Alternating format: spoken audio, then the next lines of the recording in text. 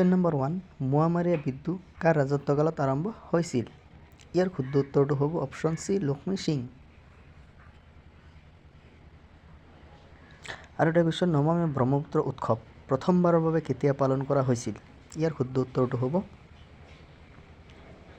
Option B April 2017 চনত।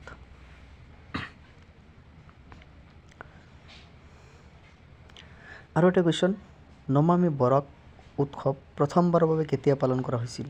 ইয়াৰ শুদ্ধ উত্তৰটো হ'ব অপশ্যন বি অক্টোবৰ 2017 চনত। আৰু এটা কুৱেশ্যন পৃথিৱীৰ আটাইতকৈ ডাঙৰ মহাদেশ কোনখন? ইয়াৰ শুদ্ধ উত্তৰটো হ'ব অপশ্যন এ এছিয়া মহাদেশ। আৰু এটা কুৱেশ্যন বেছবল কোনখন দেশৰ ৰাষ্ট্ৰীয় খেল? ইয়াৰ শুদ্ধ উত্তৰটো হ'ব অপশ্যন ডি আমেৰিকা।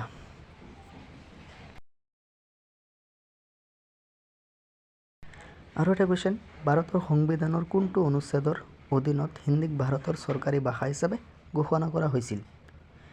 ইয়াৰ শুদ্ধ উত্তৰটো হ'ব অপশ্যন চি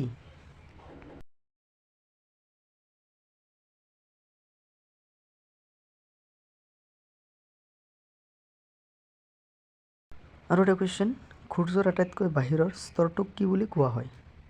ইয়াৰ শুদ্ধ উত্তৰটো হ'ব অপশ্যন চি কৰোণা।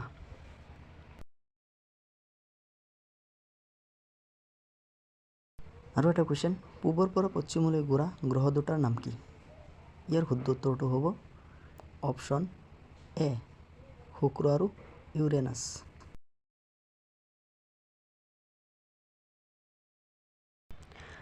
আৰু এটা কুৱেশ্যন ভাৰতীয় সংবিধানত সংশোধনৰ ব্যৱস্থাটো কোনখন দেশৰ সংবিধানৰ পৰা লোৱা হৈছিল? ইয়াৰ শুদ্ধ উত্তৰটো হ'ব অপশ্যন এ দক্ষিণ আফ্ৰিকা।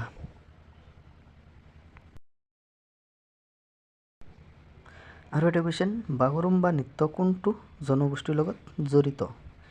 ইয়াৰ শুদ্ধ উত্তৰটো হ'ব অপশ্যন বি বড়ো জনগোষ্ঠীৰ লগত জড়িত।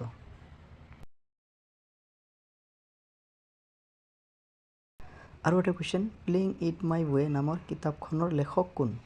ইয়াৰ শুদ্ধ উত্তৰটো হ'ব অপশ্যন চি শচীন তেণ্ডুলকাৰ।